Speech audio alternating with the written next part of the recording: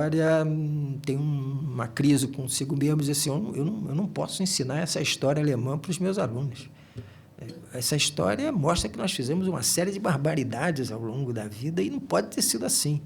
Então, ela disse assim, me ensinaram a história errada e eu preciso descobrir qual é a verdadeira história. Então, ela vai ao Congresso com uma pá e pede para abrir um buraco no Congresso para desenterrar a verdadeira história alemã, que deve estar enterrada em algum lugar ali embaixo. Quer dizer,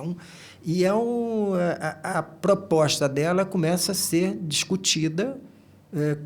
Na verdade, ele usa com parlamentares verdadeiros para discutir, todo mundo achando essa mulher louca, o que você está filmando essa mulher louca, e aí se estabelece uma discussão lógica que é uma coisa extremamente ilustrativa dessa tentativa dele de, trabalhando com a razão, explorar a razão de modo a que a gente perceba o que nela está absurdo e o que nela acaba sendo ilógico, contrário às emoções, contrário a um comportamento, mais do que contrário às emoções, contrário a um comportamento realmente humano. E um terceiro ponto que eu gostaria de mencionar aqui para a gente abrir a conversa e começar a discutir a partir das observações que vocês possam ter nos filmes feitos pelo Klug, diz respeito a um dos textos dele. Né? Nós tivemos a oportunidade de vir aqui ficar conhecendo que o Klug escreveu, produziu ficção, produziu vários textos jurídicos, né? E, além disso, que não está mencionado aqui, ele produziu vários textos sobre cinema. Né? Em 62, ele foi um dos redatores, se não o redator, do manifesto que, num festival de curta-metragem da cidade de Oberhausen, começou a promover o surgimento do jovem cinema alemão, e com um texto muito curioso que tinha como título "O cinema do papai acabou, o cinema do papai morreu, agora somos nós que vamos fazer cinema". E isso mais um texto manifesto do que um texto teórico, mas tem um texto teórico dele muito curioso que diz respeito à palavra e imagem. É o título do texto. E que tenta mostrar mais ou menos as diferenças entre a palavra escrita, vista num papel, e a palavra usada num filme. Então, ele diz, quando eu boto um letreiro no filme, essa palavra vira imagem, da mesma forma que, quando eu coloco a imagem no filme, ela deixa de ser apenas aquilo que está reproduzido na imagem e ela passa a ter uma coisa semelhante, não propriamente a uma palavra, mas a um texto, a um conjunto de palavras. E ele diz que lembra que há uma relação que se pode estabelecer, então, com as palavras dentro de um filme, gera uma apreensão especial, diferenciada, particular por parte do espectador. Ele diz, num filme, os personagens falam, então nós temos aí uma relação com a palavra. Nós ouvimos alguém que está contando alguma coisa para alguém que está discutindo com alguém. Num filme, um narrador pode comentar o que os personagens fazem e falam em cena. Então, nós temos aí um outro tipo de palavra, que é algo semelhante a um coro grego que comenta uma ação, ou a um comentarista, um narrador. Quer dizer, nós poderíamos hoje dizer que não existia, enquanto Klug estava fazendo os filmes, mas vários dos textos com os quais ele analisa o comportamento de seus personagens ou algumas imagens não estão muito distantes do que hoje nós podemos encontrar num DVD comentado pelo realizador ou comentado por um crítico. É uma relação, é uma voz nem sempre sussurrada, às vezes se fala até alto, mas, digamos, tão por baixo da ação quanto a voz do Klug nos filmes que ele faz. E, em último lugar, diz assim, existem os letreiros para serem lidos, que ele diz, são essas as palavras mais fortes que se podem usar no filme hoje, diferentemente do que ocorria na época do cinema mudo, porque era a única relação possível com a palavra, mas hoje, num filme em que os personagens podem falar, um narrador pode falar, nós temos a palavra falada. A leitura de um certo texto tem uma presença funda no espírito do espectador, porque é uma leitura interna. Ele lê para ele mesmo, ninguém está dizendo aquilo, quer dizer, ele se está dizendo aquilo. Então, na utilização desses pequenos textos, em que uma pessoa lê e é a voz interior dele que lê aquele texto, e não tem ninguém pronunciando aquelas palavras, é possível provocar algumas reflexões ao mesmo tempo em que ele está vendo a imagem. E, na verdade, quer dizer, nos filmes dele, se parecem todos com o que a gente viu aqui na entrevista. Ou seja, na verdade, a gente tem mais do que uma história sendo narrada de modo a que o espectador se projete dentro dela. O que a gente tem é isso que ele tenta fazer nos textos, nos letreiros que ele coloca dentro do filme. Nós vemos sempre uma história sendo pensada. Quer dizer, existe sempre, ou através do letreiro, ou através de alguma coisa que ele comente, sempre aquela voz meio sussurrada por baixo da voz dos personagens que falam em primeiro plano, um modo de pensar o que nós estamos vendo, a história que nós estamos vendo. Há sempre um modo de pensar e de propor que, a partir dali, com essa relação entre a imagem que você está vendo, a história que está sendo composta através da relação que se estabelece entre as imagens, e um juízo, uma crítica, uma reflexão sobre a ação dos personagens ou sobre as imagens, é possível ter um modo de se relacionar com aqueles acontecimentos do filme, sempre como a construção e a projeção de um pensamento, e não como uma história para ser unicamente presenciada, acompanhada, como se nós estivéssemos entrando na intimidade de um grupo de pessoas. Não, é sempre uma reflexão, é sempre uma maneira de pensar uma história. Nesse sentido, talvez o que possa melhor caracterizar esse tipo de provocação que os filmes trazem ao espectador é o episódio final de um dos filmes dele, que é um dos filmes talvez que fale mais sobre a expressão cinematográfica e que tem um título longo e divertido, que é O Ataque do Presente contra o Resto do Tempo, e que conta um dos seus últimos fragmentos, suas últimas sequências, a história de um diretor que ficou cego, um diretor de cinema que perdeu a vista e que, embora cego, continua fazendo filme. E até um dia em que um repórter vai e volta para discutir com o produtor, dizendo: ele não pode continuar dirigindo o filme porque ele está cego, não está vendo. Ele está mandando a câmera fazer coisas absurdas. Alguém tem que esbarrar numa parede porque ele não vê a parede e manda o sujeito chegar para lá e explica a impossibilidade de uma pessoa cega continuar fazendo um filme para o produtor do filme. E o produtor lhe responde com a lógica divertida, habitual dos filmes do Klug, diz assim: ele não precisa ver, já viu muito. Ele já fez muitos filmes, então ele já sabe, então o filme está na cabeça dele, entende? Não precisa ver mais. Ele disse: mas é absurdo, porque isso é uma coisa visual e como é que as pessoas vão depois ver essas imagens que não vão fazer nenhum sentido? E ele diz assim: mas as pessoas também sonham, e nas imagens, nos sonhos, não fazem muito sentido.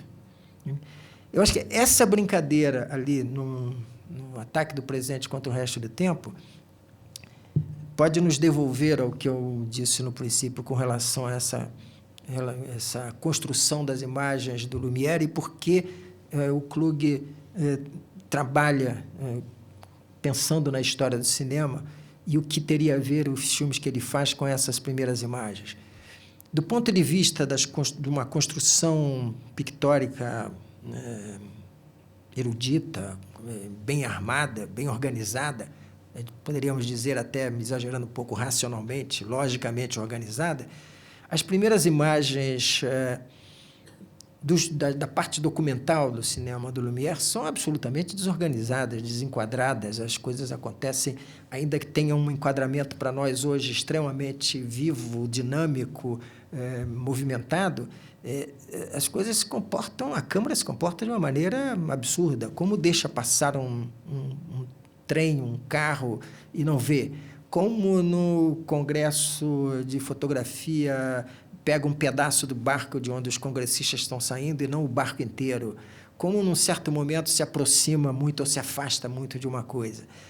Esse mesmo tipo de atitude nós vamos encontrar nas composições cinematográficas do Klug, por duas razões que me parecem centrais. Não é só porque está imitando um comportamento primeiro do cinema, mas é porque o cinema nos acostumou a uma composição de quadro dinâmica, uma certa instabilidade, incompletude, aberto na composição. E porque esta forma de composição se dirige especialmente a uma relação ativa do espectador, que deve, em cada parte do filme, compreender não só o que ele vê, não só aquele pedaço de realidade que está ali reproduzido, mas, principalmente, aquilo não como a reprodução de alguma coisa, mas como a produção de uma imagem com a qual ele passa a ter uma relação lógica pela razão e absolutamente lógica pelos sentimentos. Essas duas coisas, esse equilíbrio entre a razão e o sentimento, ou esse conflito entre a razão aparente e um sentimento, ou um extremo sentimento e muito pouca razão, nós vamos encontrar na média dos filmes do Klug como um instigador para que a gente possa se relacionar assim também com o mundo que nós temos em volta quando saímos de uma sala de cinema. Eu queria provocar aqui, colocar essas ideias iniciais e, a partir delas, nós trocarmos algumas impressões sobre os filmes que nós vimos do Klug. De repente, eu comecei, no meio do que você falava, eu comecei a me lembrar de uma posição, de uma proposta, acho que justo por volta do início dos anos 60, e você falou que o Klug no Oberhausen, ele fazia o cineclube funcionar, talvez, em direção à construção do novo cinema alemão. E, provavelmente, já com uma posição bastante definida com relação à história ou à progressão que o cinema teria até aí, né? E eu me lembrei exatamente que, por essa época, posso estar confundindo datas, mas acho que por essa época, o Rossellini, até que em confronto com, digamos assim, de temperamento e de formação, não era pelo contrário, não era um alemão, não era um racional, era muito mais sujeito às emoções, trabalhava muito mais em cima dessa coisa, como um bom italiano que era. E justo aí, nesse instante da história do cinema e da televisão, o Rossellini rompia com a própria carreira, inclusive, né? E dizia que todos os filmes já haviam sido feitos e que, portanto, ele agora ia fazer um tipo de emissão ou de cinema para os ignorantes. Sim, grosso modo, ou de uma forma tosca, era essa a posição do Rossellini. Me parece até que com uma nuance, com um aspecto que o diferencia bastante do Klug, porque ele está defendendo uma juventude, digamos assim, uma força que ainda não foi totalmente explorada do próprio cinema. E ali, naquele momento, o Rossellini não. Dizia que o cinema, para mim, esse que a gente fez, já foi. Eu vou fazer alguma coisa diferente e vai utilizar, então, o instrumental da televisão. Se você, bom, não sei se estou falando uma bobagem, mas se pudesse comentar, pelo menos, essas duas posições, eu creio que seria um pouco interessante. A coisa do Rossellini é um pouco depois, né? Quer dizer, vem do final dos anos 60 e começo dos anos 70, quando ele começa a fazer um cinema didático, épico didático, mas didático mais, né? Para televisão, filmando vida de filósofo, vida de santo, episódios históricos, né? Dos quais o filme mais bem sucedido é A Tomada do Poder por Luís XIV, né? Eram encenações de episódios históricos, ou ele dava um caráter bem de, digamos, quase aula ao que ele propunha na televisão. Bem diferente do que propõe o Klug, né? Quer dizer, o que o Klug propõe é uma apropriação subversiva da televisão. E o Klug faz isso muito mais tarde, muito depois do Rossellini, né?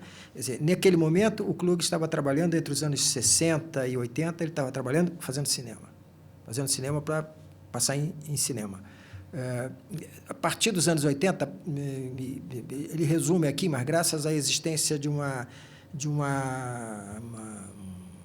dado da Constituição alemã que não permite a concentração de mídia na mão de um grupo que centralize tudo, você tem que dar acesso a uma presença.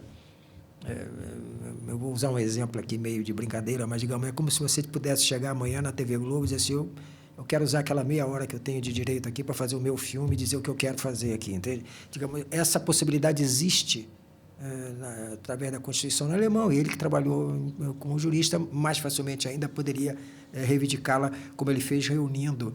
Parece que aquilo tudo foi um grupo que o chamou, na verdade não, foi ele que reuniu o grupo e conseguiu assim manter uma programação constante na televisão, aquele noticiário cultural dele. Agora, o que ele produz é, portanto, não é muito diferente dos filmes dele, pelo contrário, entende? Quer dizer, são reflexões cinematográficas dentro da televisão. E o que ele procura fazer, ao longo desses 20 e poucos anos já que ele trabalha nisso, quase 20 anos, pouco mais,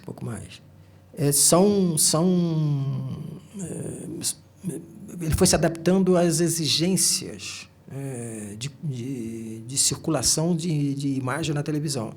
Reduz o tempo, não vou fazer um longa-metragem, como ele diz aqui na entrevista, tem que mostrar ópera, mas não vou mostrar uma ópera inteira, a gente mostra, entende? Faz uma construção operística dentro da televisão, porque não tem teatro cantado na televisão, né? Então, ele faz ligeiras incursões subversivas ali. Quer dizer, na verdade, ele retoma algumas das experiências que ele já tinha feito no cinema e algumas das experiências que tinham sido feitas no cinema antes dele, né? Quer dizer, em um certo momento, alguns filmes dos anos 80 deles, todos eles se passam, mesmo esse que eu citei, O Ataque do Presidente contra o Resto do Tempo, tem um personagem sempre que é um historiador, entende? Como A Patriota, O Poder dos Sentimentos, tem um personagem que é um historiador. Então, essa ideia de que você precisa estar em contato com a história,